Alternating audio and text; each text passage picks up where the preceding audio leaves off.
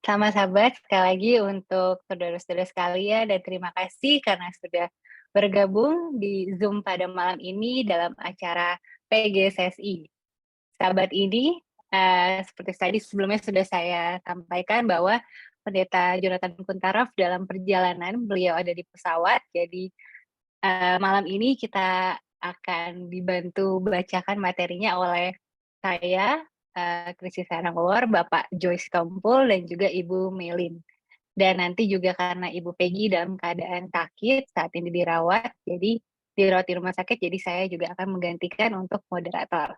Dan bagi yang memiliki pertanyaan, jangan khawatir karena nanti akan dibantu dijawab oleh Pendeta Joseph Ringo. Jadi, bagi yang memiliki pertanyaan mungkin boleh disimpan, nanti pertanyaannya ditanyakan pada saat Q&A. Baiklah, untuk kita memulai acara ini, kami undang Bapak Edwin Thomas untuk bawa di dalam doa buka.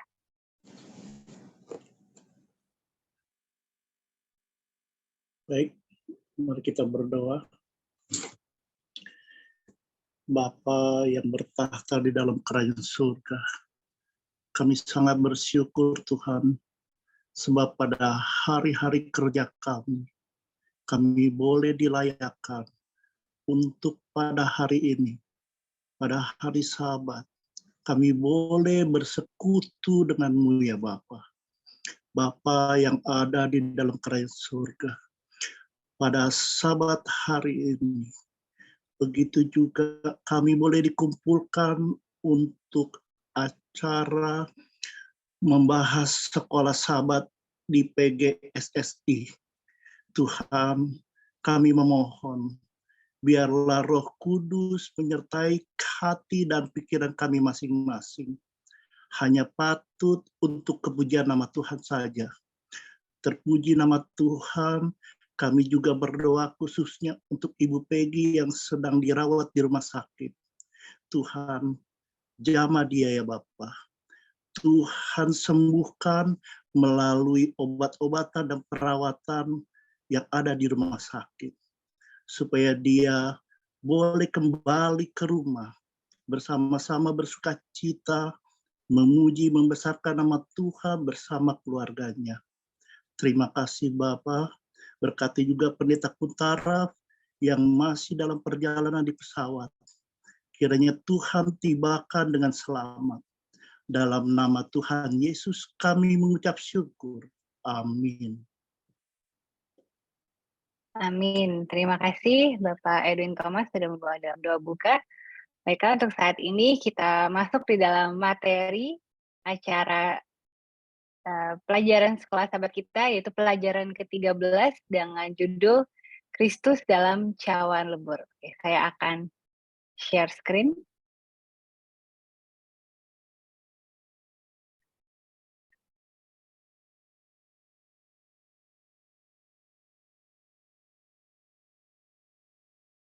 Oke, sudah terlihat ya. Oke, untuk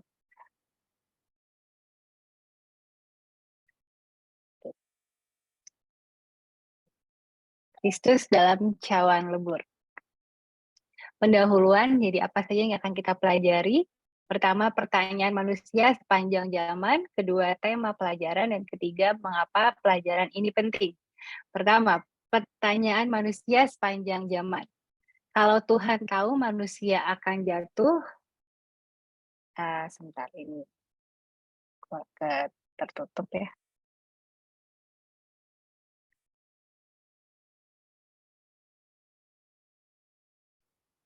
Oke, kalau Tuhan tahu manusia akan jatuh, mengapa Tuhan masih meneruskan rencananya? Jawabnya, Tuhan siap menanggung resiko untuk mengorbankan dirinya untuk keselamatan manusia. Kedua, tema pelajaran pekan ini, pertama, penderitaan Yesus Kristus tidak hanya mewakili penderitaan makhluk lain. Sebaliknya, penderitaannya adalah inti dari kasih dan keselamatan Tuhan bagi kita. Yesus Kristus menderita untuk kita dan menghentikan kita untuk menyelamatkan kita dari kuasa dosa, penderitaan, dan kematian selamanya. Kedua, apakah yang diderita Yesus di Getsemani dan apa artinya bagi kita? Dan mengapa pelajaran ini penting? Pertama, kita belajar belajar kasih Allah yang di luar jangkauan bagi kita untuk mengerti. Ketiga, kita belajar bagaimana Yesus telah dinubuatkan untuk menderita oleh kasih-Nya yang tidak terhingga. Keempat, dengan memandang cawan lebur Yesus, kita melihat bahwa penderitaan kita jadi tidak berarti. Apakah yang kita dapat pelajari dari ayat hafalan? Ayat hafalan terdapat di dalam Matius 27 ayat 46. Mungkin Om Joy boleh bantu baca.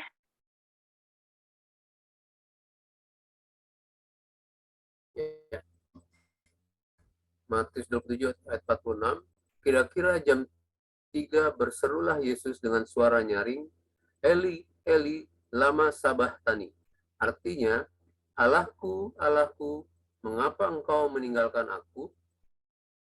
Terima kasih. Pelajaran dari ayat hafalan, walaupun Yesus menderita oleh sebab tubuh yang tersalib, namun yang menyebabkan penderitaan yang terdalam adalah perasaan terpisah dari Allah Bapa. Yesus mati cepat sebab broken heart ya, merasa terpisah dari Allah Bapa oleh sebab dia harus menanggung dosa isi dunia. Dan garis besar pelajaran ini, pertama adalah menderita dari awal, kedua menderita di Getsemani, ketiga menderita di salib. Dan menderita dari awal, apa itu menderita dari awal? Penderitaan apakah yang diderita Yesus pada saat kelahirannya? Di sini terdapat di dalam Lukas 2 ayat 7 dan 22 sampai 24. Tante Melin boleh bantu bacakan? Ya, Lukas 2 ayat 7 dan 22 sampai 24. Dan ia melahirkan seorang anak laki-laki, anaknya yang sulung, lalu dibungkusnya dengan lampin dan dibaringkannya di dalam palungan, karena tidak ada tempat bagi mereka di rumah penginapan.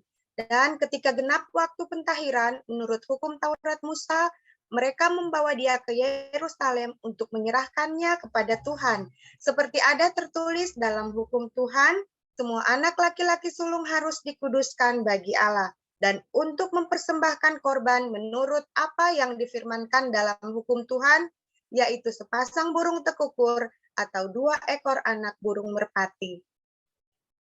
Terima kasih. Dan persembahan orang tua Yesus. Jadi ayatnya di dalam Imamat 12 ayat 8. Mungkin Om Joy boleh bantu bacakan.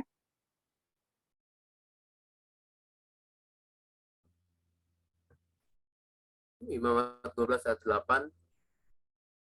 Suara saya jelas nggak ya? Iya, jelas. Soalnya ini internetnya agak sedikit ini nih. Tetapi jikalau ia tidak mampu untuk menyediakan seekor kambing atau domba, maka haruslah ia mengambil 2 ekor burung tekukur atau 2 ekor anak burung merpati, yang seekor sebagai korban bakaran dan yang seekor lagi sebagai korban penghapus dosa. Dan imam itu harus mengadakan pendamaian bagi perempuan itu, maka tahirlah ia. Terima kasih. Persembahan burung terkukur adalah tanda bahwa Yesus adalah orang miskin. Ya, menderita dari awal tadi. Yang pertama tadi A kita sudah pelajari, dan B pertanyaannya, penderitaan apa lagi yang harus dihadapi Yesus pada masa kecilnya? Tante Melin boleh bantu bacakan? Matius 2 ayat 13 dan 14. Setelah orang-orang Majus itu berangkat, nampaklah malaikat Tuhan kepada Yusuf dalam mimpi dan berkata, "Bangunlah, ambillah anak itu serta ibunya, larilah ke Mesir dan tinggallah di sana sampai aku berfirman kepadamu, karena Herodes akan mencari anak itu untuk membunuh dia." Maka Yusuf pun bangunlah, diambilnya anak itu serta ibunya malam itu juga, lalu menyingkir ke Mesir. Thank you, Tante. Derita masa kecil Yesus. Dengan pengecualian Adam dan Hawa sebelum kejatuhan, Yesus adalah satu-satunya orang tanpa dosa yang pernah hidup di bumi. Dan dalam kemurniannya, dalam ketidakberdosaannya, dia terbenam dalam dunia yang berdosa. Sungguh suatu siksaan, bahkan sebagai seorang anak, karena jiwanya yang murni, terus-menerus bersentuhan dengan dosa. Bahkan dalam kekerasan kita karena dosa, kita sendiri sering menjauhkan diri dari paparan dosa dan kejahatan yang kita anggap menjijikan. Bayangkan bagaimana rasanya bagi Kristus yang jiwanya murni, yang tidak sedikit pun ternoda oleh dosa. Kontras tajam antara dirinya dan orang lain di sekitarnya dalam hal itu. Dan itu pasti sangat menyakitkan baginya. Yang C, penderitaan apa yang Yesus alami setelah dia dan orang tuanya kembali dari Mesir? Om Joy boleh bantu bacakan?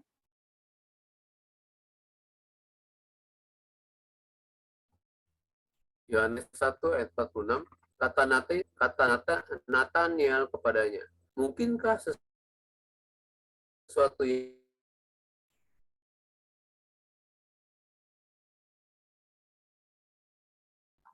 Oke, terima kasih. Ya, terima kasih. Dan menderita dari awal. Untuk D, nubuatan apa tentang penderitaan Mesias yang telah dinubuatkan 700 tahun sebelum kelahirannya? Tante Melin boleh bantu bacakan? Yesaya 53 ayat 3. Ia dihina dan dihindari orang, seorang yang penuh kesengsaraan dan yang biasa menderita kesakitan. Ia sangat dihina sehingga orang menutup mukanya terhadap dia, dan bagi kita pun dia tidak masuk hitungan. Ya, terima kasih. Dan dia selalu disalahpahami, baik oleh para pemimpin atau bahkan oleh rakyat jelata. Kehidupan, tindakan, dan ajaran Yesus terus-menerus disalahpahami, menyebabkan penolakan dan kebencian oleh orang-orang yang ia datang untuk selamatkan.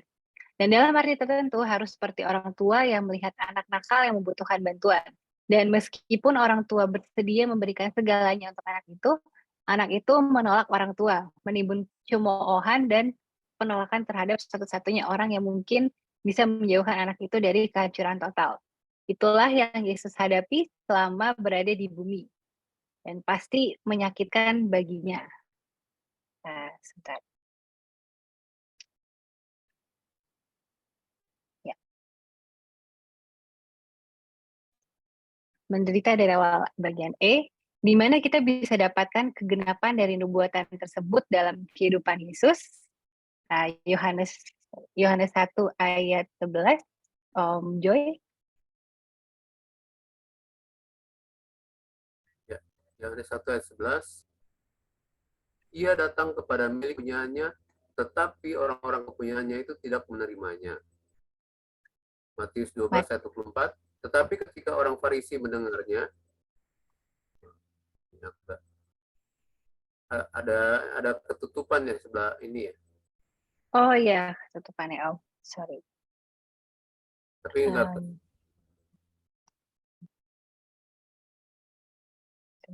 Ini. Tetapi ketika orang Farisi mendengarnya, mereka berkata,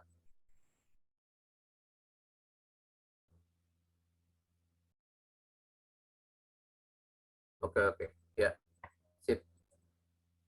Matius 12 ayat 24, tetapi ketika orang Farisi mendengarnya, mereka berkata, dengan Beelzebul, penghulu setan, ia mengusir setan. Lukas 4 ayat 22, dan semua orang itu membenarkan dia, dan mereka heran akan kata-kata yang indah yang diucapkannya. Lalu kata mereka, bukankah ia ini anak Yusuf? Terima kasih. Bagian F, mengapakah penolakan dari mereka yang dia mau selamatkan menyebabkan penderitaan kepada Yesus? Dalam Matius 23 ayat 37, Tante Melin. Yerusalem, Yerusalem, engkau yang membunuh nabi-nabi dan melempari dengan batu orang-orang yang diutus kepadamu. Berkali-kali aku rindu mengumpulkan anak-anakmu, sama seperti induk ayam mengumpulkan anak-anaknya di bawah sayapnya. Tetapi kamu tidak mau. Ya, terima kasih. Bagian G, bagaimana reaksi Yesus terhadap penolakan mereka dapat memberikan hiburan bagi kita saat kita mengalami penolakan dalam bersaksi bagi Yesus? Om Joy, mungkin boleh bantu bacakan. Yohanes 15 ayat 18 sampai 21. Jikalau dunia membenci kamu, ingatlah bahwa ia telah lebih dahulu membenci aku daripada kamu. Sekiranya kamu dari dunia, tentulah dunia mengasihi kamu sebagai miliknya.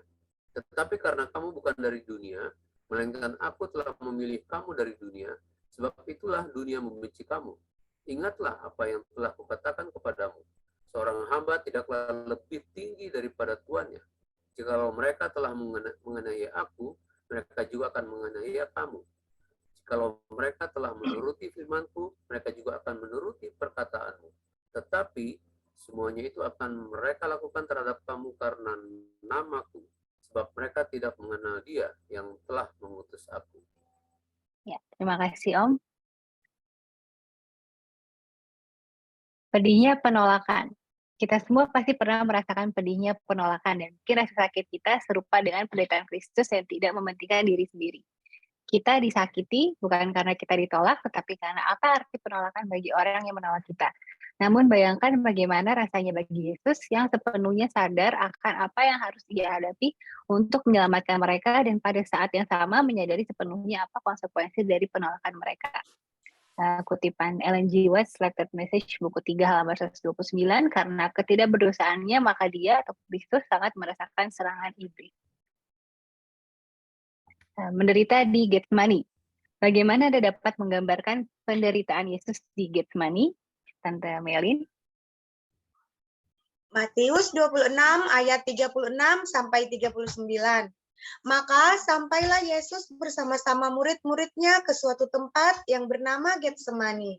Lalu Ia berkata kepada murid-muridnya, "Duduklah di sini, sementara aku pergi ke sana untuk berdoa." Dan Ia membawa Petrus dan kedua anak Zebedeus sertanya. Maka mulailah Ia merasa sedih dan gentar. Lalu katanya kepada mereka, "Hatiku sangat sedih, seperti mau mati rasanya. Tinggallah di sini dan berjaga-jagalah dengan aku." Maka Ia maju sedikit, lalu sujud dan berdoa. Katanya, "Ya Bapakku, jikalau sekiranya mungkin, biarlah cawan ini lalu daripadaku, tetapi janganlah seperti yang ku kehendaki, melainkan seperti yang Engkau kehendaki." Oke, terima kasih. Menderita di Getsemani bagian B, bagaimana sikap dari murid-muridnya telah menambah penderitaan Yesus. Matius 26 ayat 36, Om Joy. Ya. Lalu sampailah Yesus dan murid-muridnya ke suatu tempat yang bernama Getsemani. Kata Yesus kepada murid-muridnya, "Duduklah di sini, sementara aku berdoa." Matius 26 ayat 40 dan 41. Setelah itu Ia datang kembali dan mendapati ketiganya sedang tidur. Dan Ia berkata kepada Petrus, "Simon, sedang tidurkah engkau? Tidakkah engkau sanggup berjaga-jaga 1 jam? Berjaga-jagalah dan berdoalah supaya kamu jangan jatuh ke dalam pencobaan. Roh memang penurut tetapi daging lemah." Thank you, Om. Penderitaan di Getsemani bagian C, bagikan pengalaman di mana Anda tertidur yang seharusnya berdoa. Bagaimana sikap itu menambah penderitaan Yesus bila terjadi sekarang ini? Nah, ini pertanyaan untuk kita semua. Oke, ini tertutup. Oke, penderita di Getsemani bagian D, penderitaan tambahan apa lagi yang Yesus alami saat Dia dikhianati oleh Yudas? Tante Melin? Lukas 22 ayat 47 dan 48. Waktu Yesus masih berbicara, datanglah serombongan orang. Sedang muridnya yang bernama Yudas, seorang dari ke-12 murid itu, berjalan di depan mereka. Yudas mendekati Yesus untuk menciumnya. Maka kata Yesus kepadanya, "Hai Yudas, engkau menyerahkan anak manusia dengan ciuman?" Terima kasih, Tante.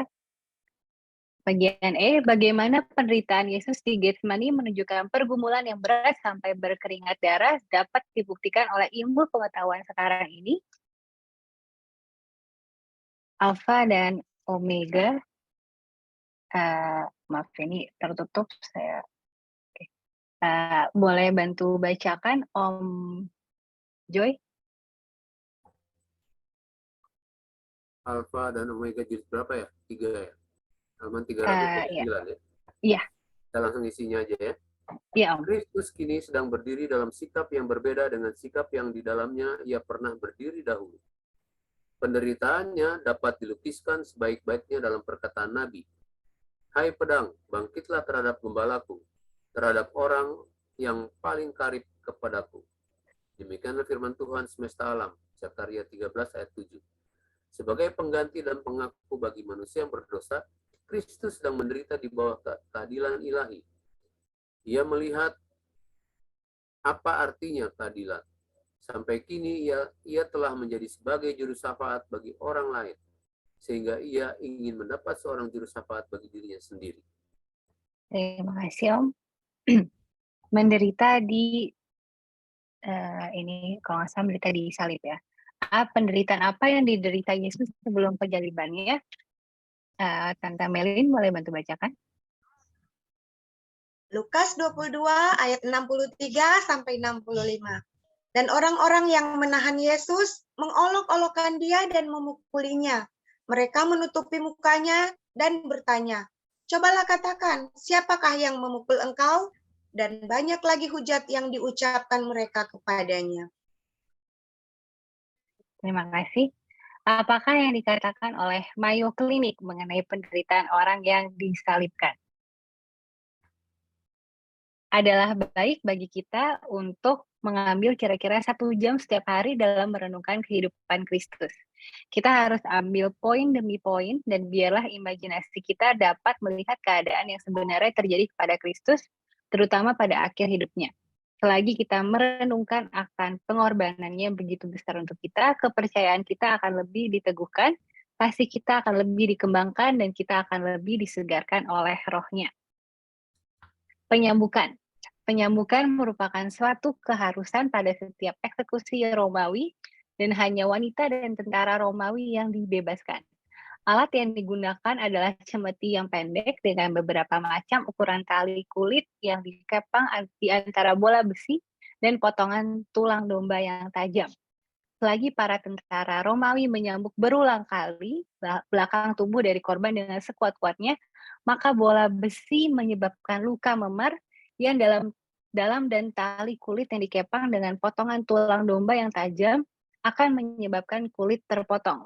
Nyeri yang hebat serta banyaknya darah yang keluar dari luka-luka tersebut menimbulkan syok. Banyaknya darah yang keluar menentukan berapa lama korban akan bertahan di kayu palang. Jadi kita bisa bayangkan betapa sakitnya penyambukan ini. Ini ada sekilas ilustrasi gambar, ini agak blur presentasi gambar yang di-share.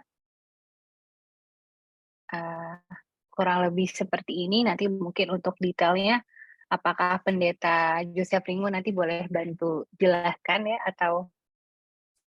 Ya, itu menggambarkan satu kondisi penyalibannya. Mungkin gambar sebelumnya coba diulang, dimundurkan lagi. Nah, jadi ini adalah bentuk daripada penyiksaan sebelum disalibkan. Jadi satu hal yang saya mau sampaikan kepada saudara-saudara, penyaliban tidak membunuh orang. Penyaliban itu menyiksa untuk mati perlahan-lahan. Makanya ada orang yang disalibkan sampai 3 hari belum mati-mati. Nah, saudara lihat cambuk ini, inilah yang digunakan kepada Yesus. Dan cambuk itu begitu dicambukkan kepadanya, kan dia diikat. Kalau dalam Passion of Christ, tidak setinggi ini. Hanya sedikit berjongkok dia dan kemudian cambuk itu diayunkan dan dilibaskan ke punggungnya, dan begitu cambuk itu menyentuh, di ujungnya kan ada namanya serpihan besi kecil yang tajam, dan itu akan menyayat tubuhnya dan kemudian membuat dia punya otot-otot itu menganga dalam bentuk luka. Nah, ini yang ditekankan. Ini harus dijalani oleh Yesus, dan untuk inilah dia berdoa, "Ya Bapa, jika sekiranya mungkin, biarlah cawan ini berlalu." Tetapi ingat tadi di awal sudah disebutkan bahwa Yesus memandang jauh ke depan, memandang kepada nasib anak-anak manusia. Jika dia tidak maju untuk menerima itu, maka seluruh nasib manusia akan binasa. Nah, kira-kira demikian tambahan. Terima kasih. Dilanjut dulu. Boleh dilanjut bagian pendeta. Ini ada beberapa gambar ilustrasi. Nah, ini bentuk penyaliban ya, bentuk penyaliban. Jadi dia juga para terpidana itu yang mau dieksekusi itu juga membawa salib mereka. Ada salib itu hanya bagian palangnya doang yang diikat langsung sehingga dia tidak bisa berbuat apa-apa dan dia harus bawa. Ada juga yang kepada Yesus ditimpakan atau ditimpakan ke bahunya dan disuruh berjalan. tapi karena dia tidak sanggup, lalu kemudian dilihat ada seseorang dan kemudian kepada dialah ditimpakan untuk dibawa sampai kemudian ke tempat eksekusi itu. Ya. Oke.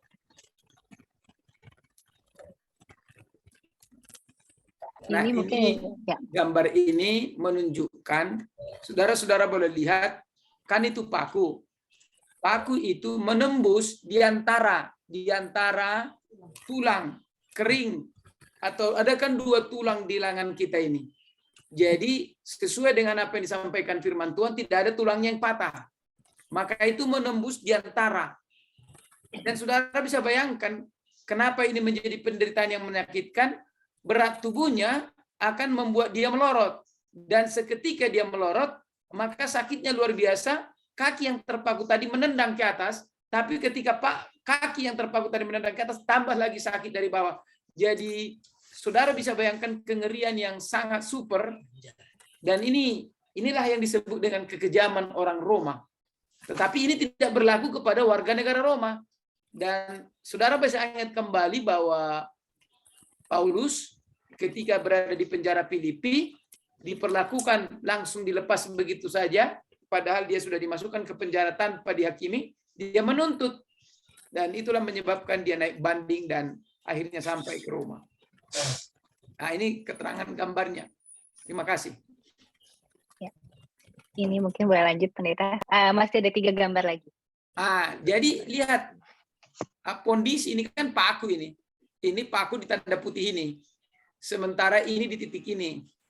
Jadi mereka memakunya tepat di antara tulang. Di antara tulang-tulang itu. Sehingga ini kan kaki, sebenarnya ini kaki. Dan lihat ini bagian kiri yang ada panah menembus ke sebelah kanan. Dari kiri ke kanan arahnya. Dia tembus di situ. Dan itu akhirnya kan tidak memiliki tempat bercokol, kecuali sudut yang sebelah kanan ini yang di panah merah ini. Paku akan menjepit ke antara tulang ini dan menyebabkan itu derita yang sangat menyakitkan. Jadi ada mereka yang mati pingsan di salib itu, dan kemudian inilah gaya yang kemudian mencoba bergerak, mencoba berdiri, mencoba bagaimana agar membuat posisi nyaman. Tapi tidak satu pun posisi itu yang membuat nyaman. Menyebabkan mereka mengalami bukan hanya dehidrasi karena darah yang bercucuran, tapi mereka juga sulit bernapas, menyebabkan kondisi. Lihat ini yang ditunjukkan di sini, bentuk yang sedikit melengkung di bagian rongga rusuk yang menyangga paru-paru, yang menyebabkan kondisi itu semakin sesak napas dan akhirnya bisa meninggal. Ya, ditambah dengan berbagai faktor yang lain. Ya, terima kasih. Nah, ini juga terakhir. Perhatikan ini, dia punya arah panah. Ini kan gerakan tubuh yang ingin mendapatkan posisi nyaman. Gerakan tubuh. Jadi setiap gerakan tubuh itu, baik ke atas, baik ke bawah, baik berputar, baik bagaimanapun, itu semua membawa kondisi-kondisi yang menyakitkan.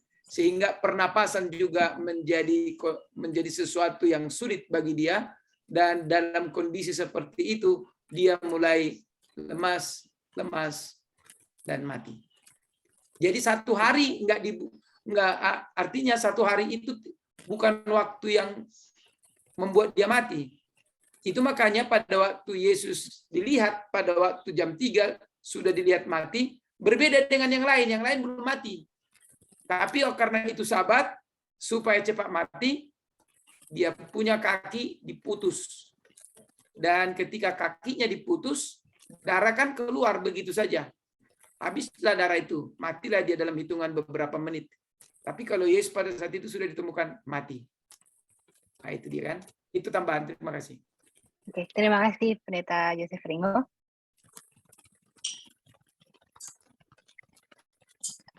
Ini adalah ilustrasinya tadi.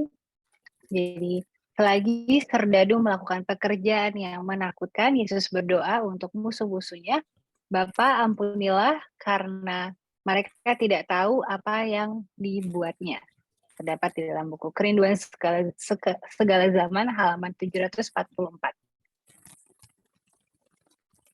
Ini ilustrasi saat Yesus di kayu salib, menderita di salib, bagian C. Apakah penderitaan Yesus yang terbesar di kayu palang? Tante Meli boleh bantu bacakan? Matius 27 ayat 46, kira-kira jam 3 berserulah Yesus dengan suara nyaring, Eli, Eli, lama sabachthani. Artinya, Allahku, Allahku, mengapa engkau meninggalkan aku?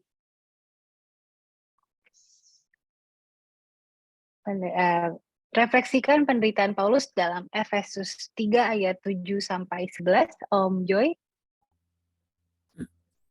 Efesus 3 ayat 7 sampai 11.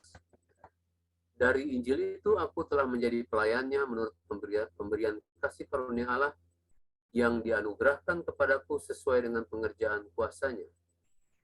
Kepadaku yang paling hina di antara segala orang kudus telah dianugerahkan kasih karunia untuk ini. Karunia ini untuk memberitakan kepada orang-orang bukan Yahudi kekayaan Kristus yang tidak terduga itu, dan untuk menyatakan apa isinya tugas penyelenggaraan rahasia yang telah berabad-abad tersembunyi di dalam Allah yang menciptakan segala sesuatu, supaya sekarang oleh jemaat diberitahukan pelbagai ragam hikmat Allah kepada pemerintah-pemerintah dan penguasa-penguasa di sorga sesuai dengan maksud abadi yang telah dilaksanakannya dalam Kristus Yesus Tuhan kita. Ya, terima kasih Om Joy. Bagian E, bagaimana sambutan Anda kepada manifestasi dari kasih Allah yang tidak pernah gagal melalui penderitaan Kristus? Nah, ini pertanyaan untuk kita renungkan. Kita masuk kepada kesimpulan. Pertama, Yesus telah menderita dengan penderitaan yang tidak pernah ditanggung oleh manusia. Yesus telah mulai menderita saat dia lahir dengan lahir di kandang binatang. Kedua, segera setelah kelahirannya dia telah mendapat ancaman pembunuhan hingga harus mengungsi ke Mesir. Dan ketiga, Yesus selalu diolok, dihina, dicerca dari kecil sampai kepada kematiannya. Keempat, penderitaan di Getsemani merupakan penderitaan yang dalam, sebab dia bergumul dalam mengikuti misi Tuhan dan harus mendapatkan segala tantangan sendirian. Murid-murid yang menolak dia dan murid yang mengkhianati dia. Dan dia meneruskan perjalanan yang terburuk sekalipun. Kelima, penderitaan yang terbesar adalah di kayu salib dengan penderitaan yang luar biasa. Namun lebih dari penderitaan secara fisik, penderitaan terbesar adalah perasaan yang terpisah dari Bapaknya. Ini adalah penderitaan yang tidak pernah dialami oleh manusia biasa. Sebab hanya Yesus yang pernah mempunyai persekutuan dengan Bapaknya. Dalam buku Alpha dan Omega jilid 6 halaman 333, Tante Melin boleh bantu bacakan? Boleh. 3 kali ia mengucapkan doa itu. 3 kali kemanusiaan telah mengajur surut dari pengorbanan yang terakhir yang paling hebat itu. Tetapi sekarang, sejarah umat manusia terbayang di hadapan penebus dunia. Ia melihat bahwa para pelanggar hukum, jika dibiarkan sendirian, pasti binasa. Ia melihat keadaan manusia yang tidak berdaya. Ia melihat kuasa dosa, malapetaka, dan ratapan dunia yang terkutuk terbayang di hadapannya. Ia melihat nasib yang mengancamnya dan keputusannya pun diambilnya. Bagaimanapun juga ia akan menyelamatkan manusia kepadanya. Ia menerima baptisan darahnya agar melalui dia berjuta-juta orang yang sedang binasa dapat memperoleh hidup kekal. Ia telah meninggalkan istana surga di mana semuanya adalah kesucian, kebahagiaan, dan kemuliaan untuk menyelamatkan satu domba yang hilang, satu dunia yang sudah jatuh oleh pelanggaran, dan ia tidak akan berbalik dari tugasnya. Ia akan menjadi pendamaian bagi bangsa manusia yang gemar melakukan dosa. Doanya sekarang hanya menyampaikan penyerahan. Jikalau cawan ini tidak mungkin lalu, kecuali apabila aku meminumnya, jadilah kehendakmu. Ya, terima kasih Tante Melin. Pertanyaan aplikasi. Pertama, apakah Anda pernah bandingkan cawan lebur yang Anda derita dengan apa yang dialami oleh Yesus? Apakah kesimpulan yang Anda peroleh dari itu? Yang kedua, apakah Anda pernah mengalami susahnya mengampuni orang lain yang telah menghina, menyakiti, atau mengkhianati Anda? Bagaimana Anda dapat lepas dari beban tersebut dan mengampuninya? Dan ketiga, apakah Anda pernah mempraktekkan anjuran roh nubuat untuk menggunakan waktu 1 jam setiap hari untuk merenungkan akhir dari hidup Yesus? Apakah hasilnya? Demikian untuk untuk pelajaran pada Sahabat 13 ini. Bagi saudara-saudara yang memiliki pertanyaan, boleh ditulis di kolom chat, akan dibantu jawab oleh Pendeta Joseph Ringo. Wah, ini sudah banyak pertanyaan ternyata. Pendeta Ringo, boleh nanti bantu jawab. Pertanyaan di sini, oh ini ada, tadi sempat ada tambahan ya dari Ibu Evi Peo. Daging Tuhan Yesus terkopek sesuai Nats kitab Yesaya. Betul ya itu ya, Pendeta ya? Ya. Oke. Lalu ini dari saudara dari username Galaxy. Yesus mati sebelum jam 3. Apakah karena siksaan yang begitu hebat? Ya. Boleh Pendeta Ringo? Jadi sebenarnya kalau kita mau baca buku tulisan Nyonya White namanya Kerinduan Segala Zaman, Yesus tidak mati karena siksaan itu. Secara fisik Yesus sempurna dan ketahanan fisiknya cukup lumayan. Tetapi yang menyebabkan Yesus mati jawabnya adalah beban dosa yang menerpa dirinya. Bandingkan 2 daripada penjahat itu tidak mati pada saat Yesus ditemukan mati. Ya. Jadi kalau kita bandingkan dengan apa yang sudah dialami oleh orang-orang, nah perhatikan sekarang. Pernah nggak melihat bagaimana kelompok Plagiantes memperagakan bagaimana disalib?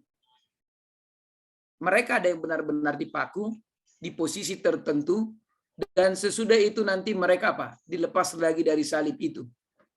Nah, itu bisa kita temukan di beberapa tempat seperti di Amerika Latin, di daerah Brasilia, kemudian di Timur Tengah, dan di beberapa tempat di Eropa. Karena mereka berpikir mereka ingin merasakan penderitaan Yesus. Yesus tidak seperti itu ya. Mungkin itu konteks yang agak berbeda. Tetapi yang dimaksud di sini bukan karena siksaan yang hebat itu. Yang jelas memang jawaban yang bisa kita terima hanya masih dari buku tulisan Nyonya White, Kerinduan Segala Zaman.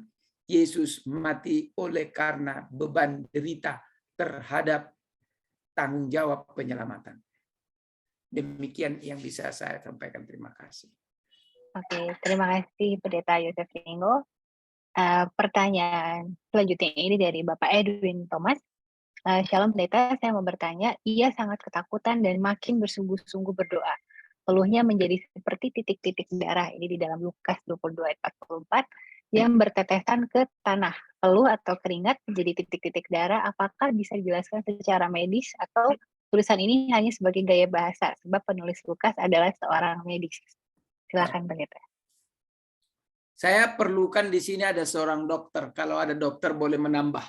Oh, tapi di sini ada hamba Tuhan dokter, yaitu Bapak John Watipongo. Boleh nanti memberikan komentar, Dok? Nah, yang saya mau tekankan di sini sebelum dokter menyampaikan. Dokter Vivi Pandoy. Ibu iya, Pandoy ada juga dokter. Iya, ada beberapa dokter yang saya kenal di sini, ada Dokter John Watipongo, lalu kemudian ditambahkan oleh Bang Joy Stompul, itu boleh. Nanti boleh memberikan pendapat. Tapi saya mau berikan begini. Jangan lupa, Alkitab itu saya harus sampaikan kepada saudara mempunyai 3 gaya bahasa. Pertama, bukan gaya bahasa yang pertama adalah literal, apa adanya. Jadi kita bisa mengerti bahasa yang apa adanya. Kemudian gaya bahasa figuratif yang menggambarkan. Jadi dalam gaya bahasa figuratif, kalau pernah saudara belajar bahasa Indonesia, ada nama gaya bahasa hiperbola. Satu penggambaran yang begitu dibesar-besarkan untuk menunjukkan betapa, kata betapa ada di sana. Ya.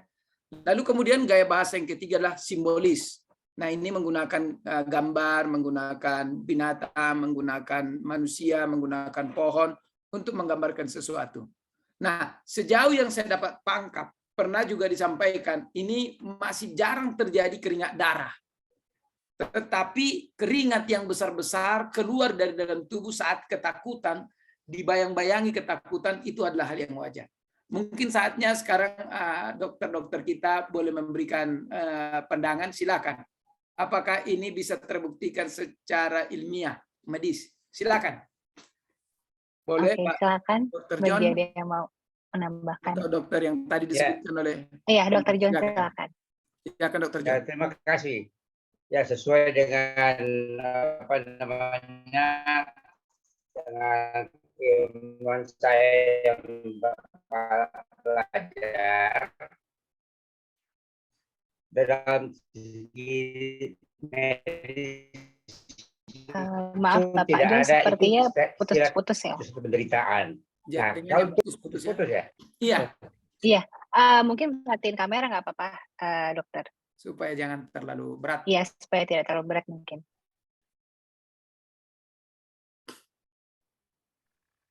Ya. Ya. Tes.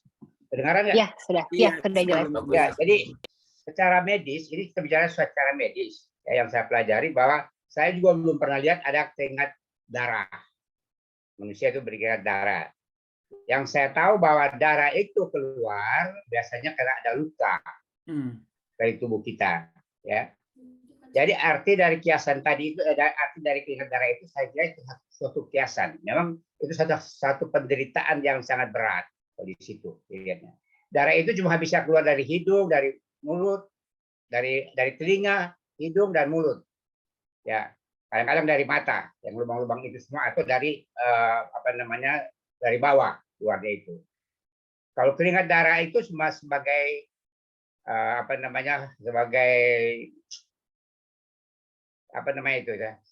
bahasa ya, gaya bahasa. Ya, sebagai bahasa aja itu yang begitu.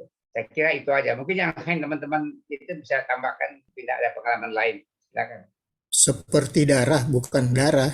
Iya, itu dia. Jadi supaya kita kembali ke konteks Alkitab, di sana memang tertulis seperti darah. Jadi kata seperti itu bisa menggambarkan seakan-akan. Jadi bukan darah. Ya. Nah, gitu. Menetesnya bercucuran. Iya. Jadi mungkin karena di dalamnya sudah terancam dengan kematian dan darah itu identik dengan nyawa dan kematian, maka digambarkan seperti itu. Begitu ya. Terima kasih, Om Tommy. Ya, terima kasih. Tadi sudah dipaparkan oleh Dr. John dan juga Pendeta Joseph Ringo.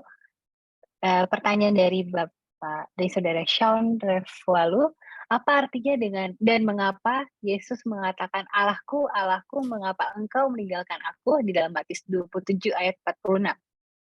Jangan lupa ikatan antara Bapa dengan anak itu begitu kental. Sebenarnya dalam bahasa kita manusia, Bapa dan anaklah hubungan yang terdekat. Hubungan yang terdekat. Nggak ada bentuk hubungan yang lain yang bisa menggambarkan hubungan ini. Ya, jadi itu makanya secara pribadi saya dulu. Allah kan tidak pernah punya anak. Allah kan tidak pernah melahirkan. Berarti dengan kata lain, Yesus itu bukan karena anak secara biologis. Dia ada bersama dengan Bapaknya sejak semula. Kata Bapaknya diberikan kepada kita untuk memudahkan ada hierarki. Ada sesuatu yang membuat kita mengerti bahwa Bapa lebih tinggi daripada anak, tetapi dalam segala hal kemampuan, yaitu tiga itu tadi, omnipotence, omniscience, omnipresent, mereka sama-sama memilikinya. Nah, ketika Yesus merasakan sebagai manusia, ini gambaran, jangan lupa dia manusia, 100% manusia. Jadi seorang manusia yang normal, ketika dia menyadari bahwa dia sudah berada dalam batas-batas terakhir, dia akan hilang kesadaran, dia akan mati, maka kadang-kadang dia akan mengingat yang paling dekat dengan dirinya, yang paling dekat dalam arti yang dia rasakan kasih sayangnya. Jadi itu hanya Bapa. Dan itulah mengapa dia mengatakan Allahku, Allahku, mengapa engkau meninggalkan aku? Padahal dia tahu Bapaknya itu tidak pernah sedikit pun kurang dengan dirinya. Tidak ada sesuatu pun yang menyebabkan dia meragukan Bapa itu mengasihinya. Tapi kenapa pada posisi ini Allah itu berdiam? Malaikat pun kelihatannya seperti tidak langsung touching kepada dia. Malaikat hanya menjaga posisi Getsemani itu supaya jangan ada campur tangan iblis menyebabkan dia dimasuki oleh satu roh yang membuat dia akhir hilang kesadaran. Dan jangan lupa, Yesus selalu menjaga kesadarannya. Ingat ketika Yesus berada di salib, dia dicucukin cuka, bukan?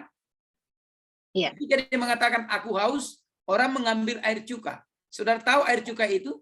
Sama itu dengan istilah sedikit memberikan rasa lega, bius, sehingga dia bisa rasa hilang dari sakit itu. Dan ketika dia tahu itu rasa cuka, dia tidak membuka mulutnya, bahkan dia mengelakkan untuk tidak diberikan cuka itu. Apa artinya? Dia mau kesadarannya tidak hilang. Sehingga di luar kesadaran dia berbicara sesuatu yang ngawur. Itu dia tidak mau. Karena dia mau dia tetap terhubung dengan Bapaknya, dan bila mana dia harus berhenti dari segala istilah kehidupan, dia berhenti karena dia sudah memang tidak sanggup lagi untuk meneruskan hidup itu dan harus membayar apa yang harus dibayarkan agar manusia boleh selamat. Luar biasa ini. Begitu yang bisa saya sampaikan. Terima kasih. Ya, terima kasih Pendeta Ringo. Sangat baik pemaparannya. Oke, pertanyaan ini sudah ada yang raise hand. Ini username Galaxy M20P, mungkin dengan saudara siapa? Baik, selamat sahabat. Saya saudara Jimmy Ringo-Ringo. Sorry ya, saya nggak tahu bisa jadi keganti. Tadinya nama saya jelas di situ. Oke. Oh ya, gimana Pak? Silakan Pak.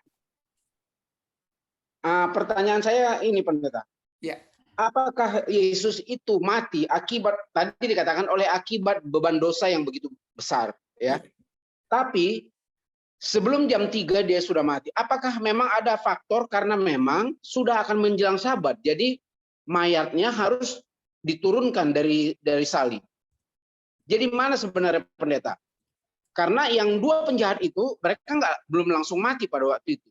Tapi kalau Yesus karena sudah mau menjelang Sabat, apakah karena itu dia mati? Apa seperti apa Pendeta? Terima kasih. Oke, bagus sekali ya. Memang Yesus diakui oleh secara keseluruhan kekristenan, walaupun ada beberapa yang aneh-aneh, dia mati tepat pada hari Jumat. Dan kata hari Jumat dalam bahasa Indonesia, kalau dalam bahasa aslinya tidak ada kata Jumat. Hari ke-6. Itu dia. Jadi hari ke-6 itu hari persiapan dan Sabat akan dimulai. Nah, jadi ada pandangan yang menyatakan karena sudah mau ke hari Sabat. Ini saya nggak bisa jawab demikian. Karena saya juga harus memberikan kepada kita pengertian bahwa kondisional tertentu bisa menyebabkan orang lebih cepat mati dan bisa lebih lambat mati. Itulah yang disebut tadi body endurance ya, ketahanan tubuh. Jadi ketahanan tubuh itu bisa menyebabkan orang lebih lama. Tapi tadi yang saya bisa terima adalah pernyataan Nyonya White karena saya jujur tidak mengerti bidang medis, tidak mengerti bidang struktural tubuh, tapi saya percaya bahwa orang ada yang bisa gampang tertular, ada yang tidak. Itulah body endurance. Nah, jadi dengan kata lain, kalau mau dikait-kaitkan, itu boleh-boleh saja, tapi tidak merupakan satu faktor yang berkaitan dengan konsep keselamatan. Memang Yesus pada hari Sabat, seharusnya dia bisa bangkit. Kan sudah selesai bayar itu kematian, sudah masuk ke kubur. Tetapi Yesus memilih untuk tidak bangkit pada hari Sabtu, tapi dia bangkit pada pagi-pagi benar, menjelang hari pertama begitu. Jadi jangan lupa ya, pagi-pagi benar. Jadi bukan pada kondisi gelap. Seperti kita berpikir pagi-pagi benar itu jam 12.001. Itu kan banyak orang berpandangan. Konsep Alkitab kan bukan pandangan pagi-pagi benar seperti itu. Pagi-pagi benar ketika hari sudah mulai agak terang di ufuk timur. Yesus sudah bangkit. Dan matahari terbit ya Pendeta ya? Iya, hampir matahari terbit. Yesus sudah bangkit. Jadi benar-benar dilalui pagi. Jadi istilah penciptaan kan, jadilah petang, jadilah pagi. Itulah hari ini. Pertama, hari kedua, hari ketiga. Jadi pagi selesai dengan malamnya, baru Yesus bangkit, menyatakan bahwa dia melakukan itu untuk menunjukkan pada perhitungan putaran hari. Ada tambahan? Iya, silakan. Bahwa Yesus sebetulnya tidak bisa mati. Ini menurut pendapat ya. Yes. tetapi dia menyerahkan nyawanya. Iya. Nah, kenapa dia menyerahkan nyawa? Pandangan lagi mengatakan karena sudah genap atau sudah selesai. Iya. Itu aja. Terima kasih. Baik. Terima Satu lagi tambahan untuk menambah itu lengkap. Jangan lupa bahwa Yesus harus mengambil tubuh manusia agar bisa mati. Itu harus dipengerti. Untuk apa Yesus menjelma? Untuk membayar kematian. Dan itulah makanya satu istilah yang pernah saya gunakan adalah Yesus itu adalah the man born to die. Kalau saudara dan saya tidak born to die, karena kita akan melalui tahapan kehidupan kita sampai tua. Kalau kita pintar menjaga kesehatan, bahkan sampai berusia ujur, 100 atau mungkin lebih. Tapi Yesus tidak. Dia memang sudah harus ditetapkan mati. Jadi Yesus itu bukan untuk panjang umur. Dan itulah makanya apa yang dikatakan Om Tommy Ponto, kalau kita kawinkan, memang benar dia menyerahkan nyawanya. Dan dia cara menyerahkan nyawa itu adalah beban pikiran yang begitu berat, beban pikiran yang begitu luar biasa, kasihnya yang tidak pernah berkesudahan kepada manusia. Dia tahu bahwa ini merupakan apa? Risiko. Jadi beban berat itu sudah mulai ditanggung sejak Taman Getsemani. Kemudian beban berat itu ditanggung saat dia disesah. Dalam bahasa Alkitab disesah, itu disiksa. Tujuannya saudaraku, saya buka sedikit. Kenapa harus disesah? Untuk mencari satu kesalahan kata yang menyebabkan dosa. Satu kesalahan yang membuat dia dapat dinyatakan berdosa. Dan setan katakan ke surga, gagal dia untuk menjadi juru selamat. Kenapa? Keluar kata-kata yang membuat dia berdosa. Jadi saudara harus tahu bahwa siksaan itu bukan tidak sengaja diatur oleh sang penghulu kegelapan yang bermain di balik daripada putaran kerajaan-kerajaan yang berkuasa saat di mana Yesus sedang menjadi seorang manusia. Nah, ini Amin.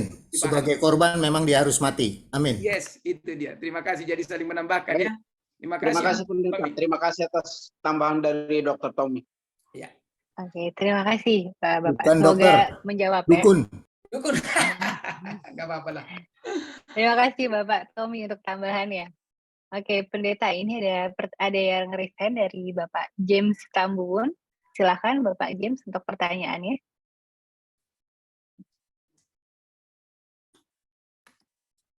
Selamat sahabat Om James. Halo, selamat sahabat semuanya. Amin. Ya, selamat sahabat. Ya, Pak Pendeta, saya sangat tertarik sekali ini tentang cawan lugur Yesus ya. Ya. Saya memang akui memang penderitaan Yesus oleh karena dosa. Namun sebelum itu kan saya kira kita mungkin hanyut dengan itu yang pendeta kemukakan tadi, kita terima mungkin secara letterlek itu penderitaan Yesus. Kan waktu penciptaan kan Tuhan sudah tahu ya kan manusia akan jatuh, dan kalau jatuh mereka sudah disiapkan salah satu dan antara ketiga Allah itu akan turun ya kan, sudah tahu misi Yesus ke dunia ini, sudah tahu kan itu. Dia harus mati ya kan untuk menyelesaikan dosa dunia ini yang dibuat oleh Adam dan Hawa itu ya kan, sudah tahu.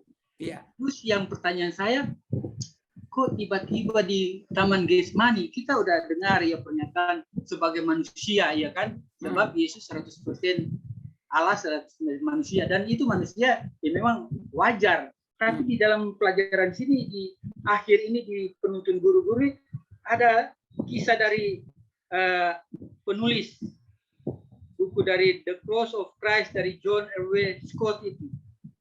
Dia seorang penginjil Anglikan dan dimuat sini tentang Yesus di Getsemani. Dia di sini di akhir panjang kan ini ditulis tentang Socrates, Pak.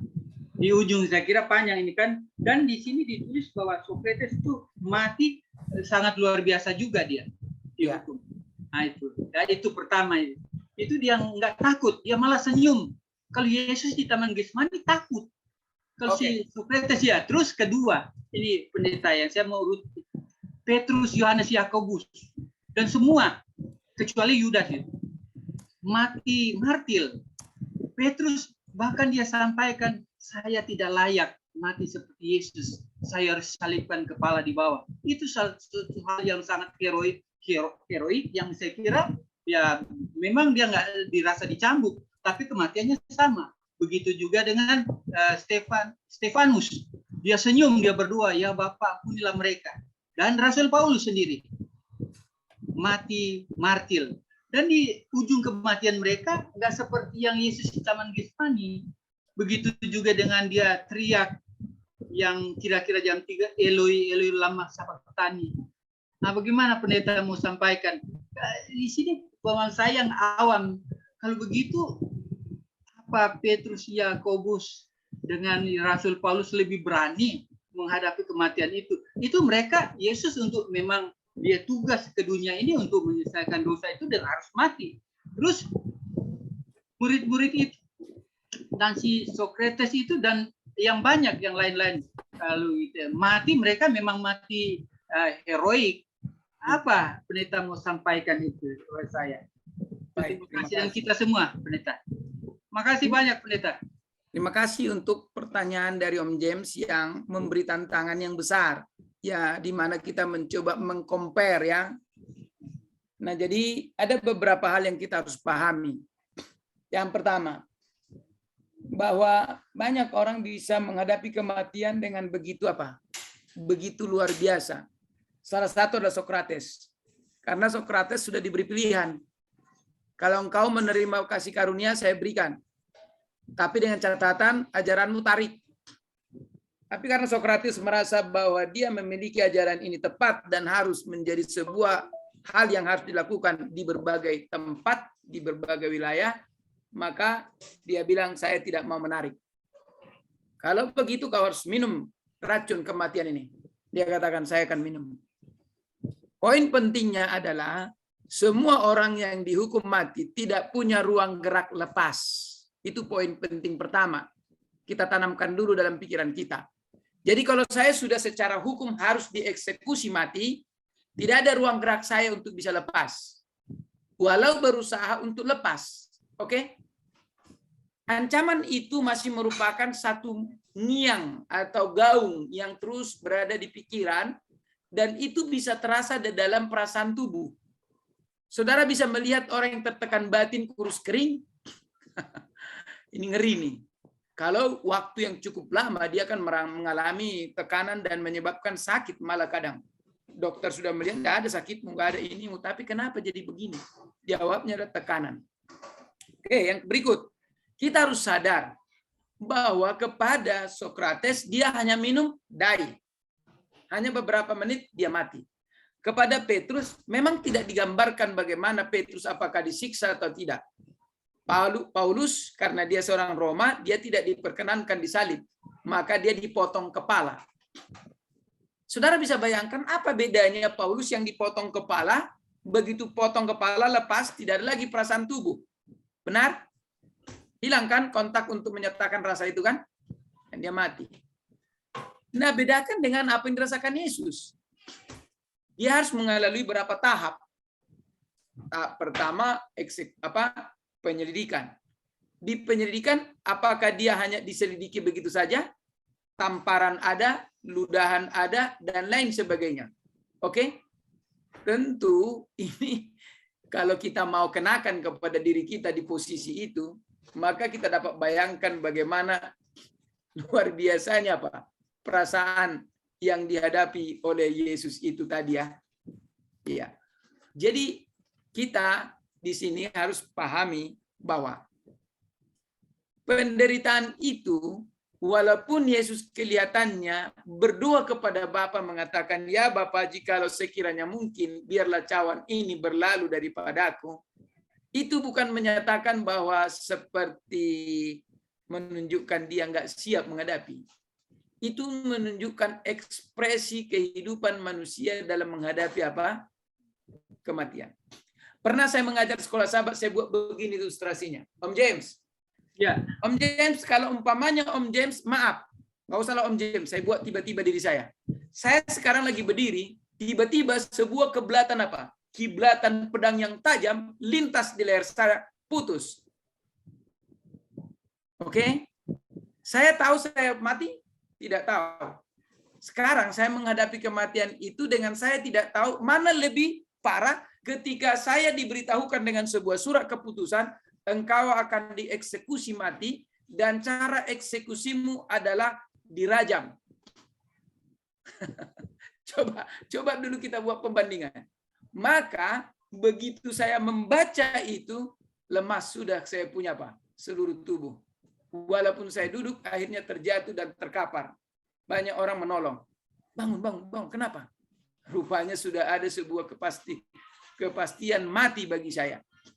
Tapi kalau tadi saya ditebas, tiba-tiba saya tidak tahu,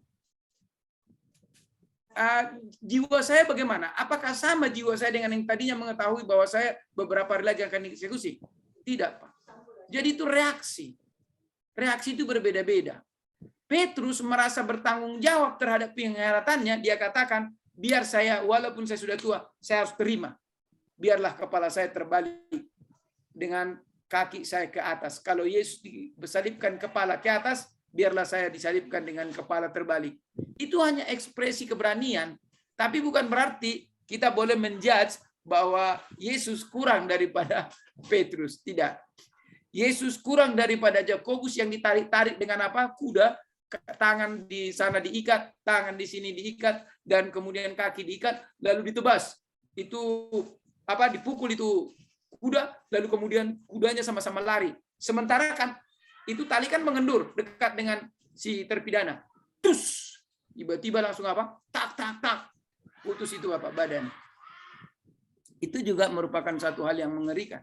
Dan saudaraku, tentu kita tidak bisa berandai-andai. Saya secara pribadi tidak akan bisa berandai-andai karena saya mencoba menempatkan diri saya di posisi Yesus, di posisi Petrus, di posisi Yakobus, di posisi murid-murid yang semuanya hampir mati dengan cara mengenaskan. Saya berpikir begini, Tuhan, jika saya harus berhadapan dengan itu, sanggupkah Engkau? Sanggupkah aku Tuhan untuk mempertahankan imanku? Karena sebentar lagi kan penganiayaan itu akan sudah siap muncul, toh? Iya. Iya, toh? Oke, Pendeta. Iya, saya tertarik. Pendeta udah ungkapkan. Saya mau cari itu. Saya sering dengar apa tuh roh nubuat kan ada. Ya. Kalau pada waktu itu kita tidak akan rasa lagi, Pendeta. Benar nggak itu? Apa yang akan dianiaya kita? Jadi kalau kita, ya. Barusan ini beberapa waktu satu tahun yang lalu, saya mendapat sebuah berita yang diungkapkan di WA. Pada waktu itu di daerah antara Bandung dengan Pangandaran. Apa namanya itu? Ada nama tempat, bagus nama tempat itu. Garut. Ada umat-umat Tuhan di Garut yang kemudian dianiaya. Pada waktu mereka dianiaya, roh ketakutan itu begitu luar biasa menghantui mereka. Pukulan demi pukulan dihantamkan ke mereka. Ada kayu, ada ini, ada itu. Tapi setelah semua itu berlalu, mereka mulai merasakan diri mereka. Kok nggak terlalu sakit ya? Kenapa begitu?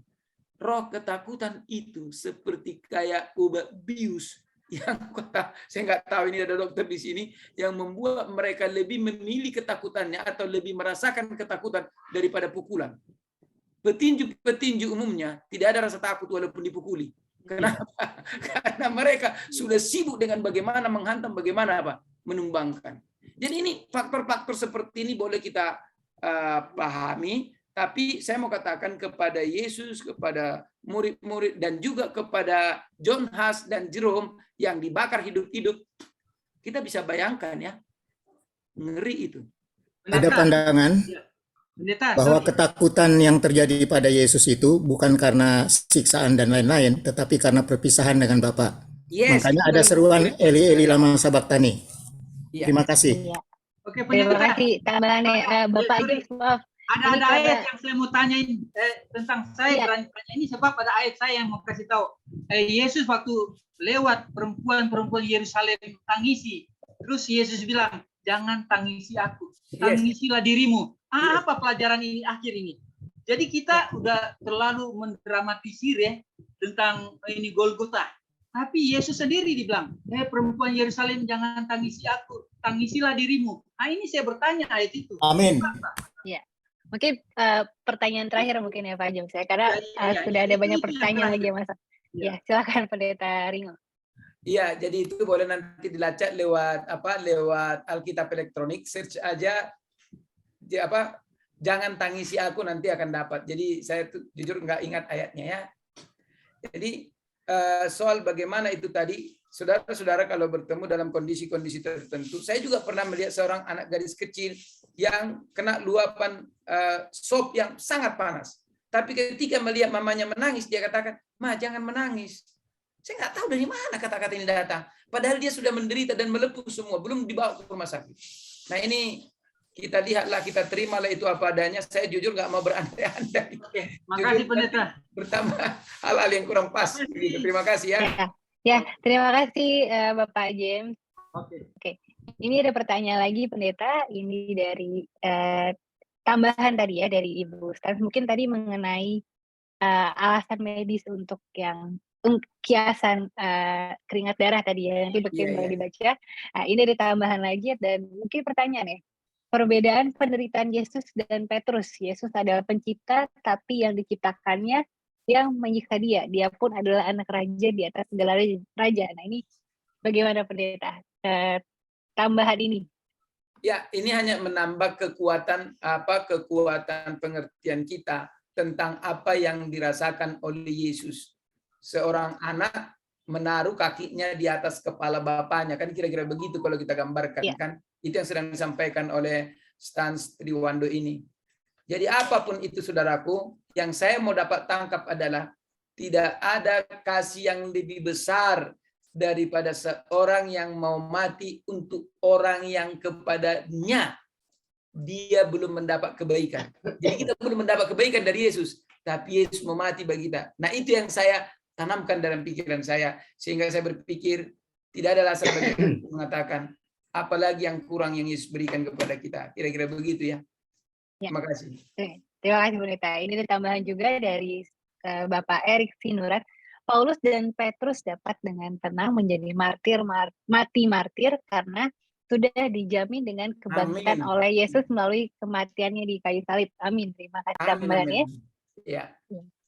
Nah ini ada yang resen Bapak John Watupongo, mungkin mau memberikan pertanyaan, silakan Pak John.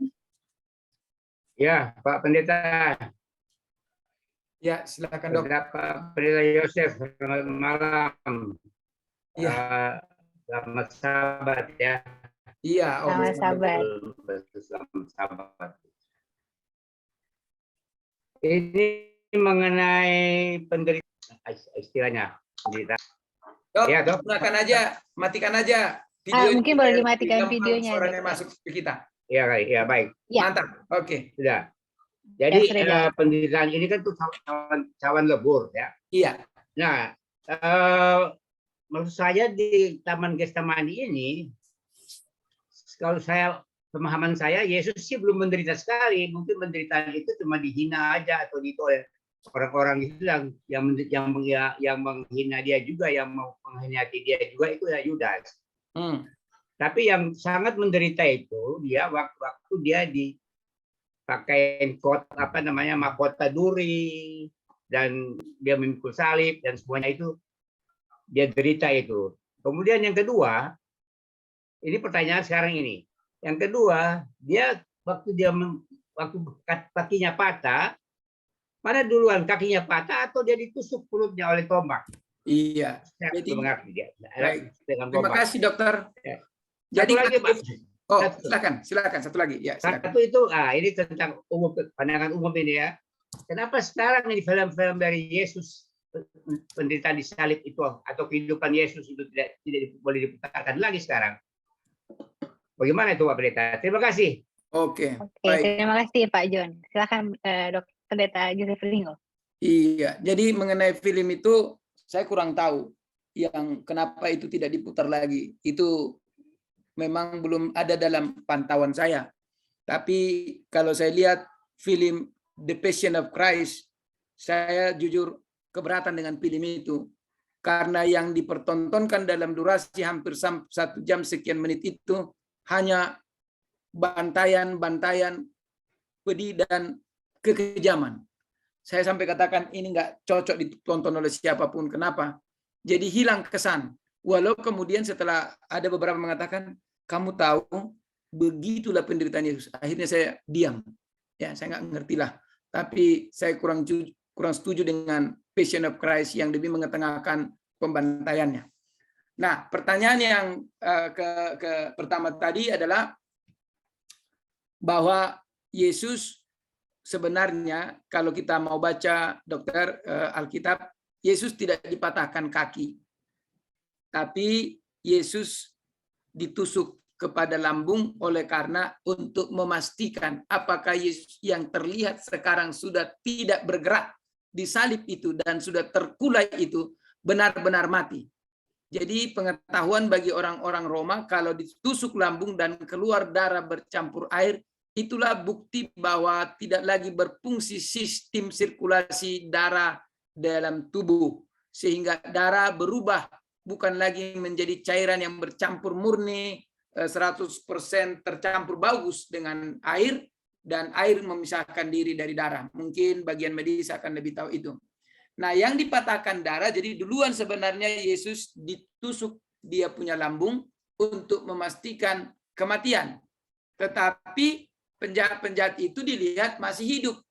Maka supaya itu tidak jatuh pada kondisi, nih lihat nih, pada kondisi mayat jangan tergantung pada hari Sabat, dan itu sesuatu yang pantang besar, dianggap tidak boleh oleh orang Yahudi, maka kepada kedua penjahat yang di sebelah kiri dan kanan Yesus itu, kaki mereka diputuskan, dipukul. Jadi kalau kita lihat nanti Alkitab, dulu mereka dilihat, oh, yang dua masih tergerak-gerak, sementara Yesus sudah diam. Lalu kemudian untuk memastikan, prajurit menghunuskan dia punya, kan tombak duluan ya, kalau senjata dulu kan tombak, tusuk di perut, dan kemudian di lambung itu ya, keluar darah bercampur air. Begitu dilihat darah sudah beku, tidak dalam bentuk cairan yang senyawa benar, yang bagus, sudah langsung ada air, ada darah begitu. Nah, kemudian baru tiba kepada mereka yang disebut penjahat. Begitu dokter. Terima kasih. Oke. Gimana dokter John, apa sudah cukup menjawab? Ya, sudah jelas dan sangat jelas tadi. Tadi soalnya Pak Pendeta katakan, saya dengar ada kaki diputuskan. Iya, penjahat itu maksudnya. Rupanya itu yang belanya ya. Iya. Ya. Terima kasih Pak Pendeta. Sama-sama, Tuhan berkati dok. Terima kasih Bapak John untuk pertanyaan. Terima kasih juga Pendeta Joseph Ringo. Apakah ada yang mau bertanya lagi? Kita masih ada sedikit waktu. Ibu Evi. Oh, Ibu Evi memberikan. Oh, hanya tepuk tangan memberikan, iya mungkin ya. setuju Pastor sama paparan tadi. Ini ada yang menambahkan, tadi kan pendeta sempat sebutkan ayat yang jangan tangisi aku. Di sini ditambahkan dibilang Lukas 23:28. Iya, itu dia. Baik, terima kasih. Oh ya, silakan Ibu Evi. Tante Evi. Selamat Sabat, Shalom semua. Selamat Sabat. Saya mau bertanya ya pendeta. Iya. Karena latar belakang orang di gereja itu kan tidak semuanya sama ya. Benar. Seperti saya ini dari keluarga non-Advent. Iya. Suami juga kami terjerat Advent di sekolah Tuhan. Amin. Nah, ada satu saat ada ya background-nya dari dunia gelap, dia bertobat dan masuk gereja. Tetapi ketika mau mendapatkan bagian, ada yang komplain. Dia tidak ada hak di mimbar katanya, karena dia tuh begini. Ini orang jawab, you murid Tuhan kan? Oke, saya mau bertanya, ketika Yesus disalib, siapa yang ada di kaki Yesus itu? Murid-murid kabur, orang-orang pintar kabur, yang ada pelacur. Ya, ibu-ibu, perempuan-perempuan. Ya itu. Jadi mau gimana ya pendeta? Saya kan sebenarnya saya sih anggota Makarios ya, tapi karena sudah 5 tahun lebih kami di Kota Mobagu, angkatlah kami jadi anggota transit ya. Iya. Terus saya dipercayakan pegang departemen rumah tangga. Nah ketika itu saya ada memberikan bagian kepada orang yang latar belakangnya begitu, saya diomelin satu gereja. Saya bilang, kan dia sudah dibaptis begini. Saya bilang, saya contohin teman yang pernah digituin, saya bilang, waktu Yesus disalib, siapa yang di kaki kayu salib? Dan waktu perempuan mau dilontari batu, apa jawab Yesus? Tapi mereka tetap kekeh. Bagaimana ya pendeta menanggapi hal-hal yang kayak begini? Saya ini ada di Kota Mobagu, jadi pola pikir mereka beda sekali. Terima kasih pendeta. Baik. Terima kasih, Bu Evi. Silakan Brother Ringo. Ini sebenarnya pembahasan yang out of context. Tetapi biar bagaimanapun karena ini merupakan bagian daripada pengkayaan iman, jadi saya sekali lagi mengatakan memang apa yang Ibu lakukan itu baik. Karena kita kan gereja itu kan tempat pelatihan. Dengan diberikan kesempatan kepada setiap orang itu menjadi bagian melatih dia untuk bisa tampil, ya. Jadi tidak ada yang salah. Tetapi memang ada juga orang yang ortodoks. Nah, ini dia gaya hidup yang ortodoks. Bahkan saking ortodoksnya nggak boleh main gitar di gereja, masih ada yang begitu. Jadi maksud saya di sini adalah begini. Mari kita sabar, ya, sabar. Kenapa? Karena memang gereja kan digambarkan seperti kandang. Kandang itu bukan rumah. Saya selalu udah saya pikirkan lama-lama, kenapa Tuhan Yesus mengatakan aku adalah kandang? Kenapa bukan rumah? Padahal dia membangun bait suci gitu loh ya. Rupanya kandang itu selalu kotor, Ibu. Itu salah satu. Kotor, tetapi domba itu tidak harus masuk di kandang kalau tidak dimangsa oleh apa? Predator gitu kan. Jadi walaupun begitu Ibu, kekotoran itu yang tadi yang Ibu katakan tadi, ada orang yang ortodoks, ada orang yang agak kolotan, ada orang yang macam-macam, kita harus sabar. Ya, kita harus sabar. Ketika gereja mengatakan begitu, kita bijaksana Ibu. Kalau memang itu merupakan sesuatu yang belum bisa, mungkin perlahan-lahan akan bisa disadarkan dengan pelan-pelan dulu, tapi jangan sampai menimbulkan riak, karena ketika nanti ditimbulkan riak, gereja menjadi agak sedikit bermasalah, sudah pasti akan berefek kepada banyak orang. Nah, ini yang disebut kesabaran itu. Saya percaya Ibu sabar dalam hal ini. Saya sabar pendeta. Yang tidak sabar ini yang komplain. Akhirnya justru dia tidak mau masuk gereja sampai saat ini. Tidak mau masuk gereja. Cuma karena saya kasih bagian sekali. Kan saya kan orang dari Jakarta. Saya nggak tahu. Kan begitu saya lihat dia sudah dibaptis, sudah apa ya. Saya nggak tahu masa lalunya. Ketika saya tahu, saya udah minta maaf. Tetap aja dia nggak mau masuk gereja. Ya, ya udah, Ibu. Terima kasih. Terima kasih, Ibu. Ya, ini ada yang raise hand lagi, pendeta dari Bapak Harjono Hadi Saputro. Iya, silakan Bapak Harjono. Silakan. Ya, saya tidak mau bertanya, cuma mau mengingatkan itu di chat ada keterangan dari Ibu Stan, ya, itu mungkin penting ya, itu dari segi medis mengenai keringat darah. Coba dibacakan. Iya. Iya, terima kasih Bapak. Ya. Iya. Jadi sempat kami mention juga tadi, namun karena ada pertanyaan, jadi tadi kami baca pertanyaan dulu, tapi mungkin bisa kita bacakan ya. Hematidosis or hematohidrosis is a very rare medical condition that causes to ooze or sweat blood from skin, and it usually happens on or around the face. Ini dari website MD katanya ya. Dan hematohidrosis may occur in individuals suffering from extreme levels of stress. Jadi mungkin tadi karena stress itu kali tadi pendeta ya. Baik, terima kasih. Ya, saya tambahkan sedikit pengalaman saya. Saya pernah mengikuti pelajaran kesehatan. Ada satu dokter Advent dari Afrika yang menerangkan ini, ya, yang menerangkan ini. Dokter itu dokter ahli sampai gelarnya lebih dari 6, ya. Jadi dia menerangkan dan dia sangat bagus cara menerangkannya.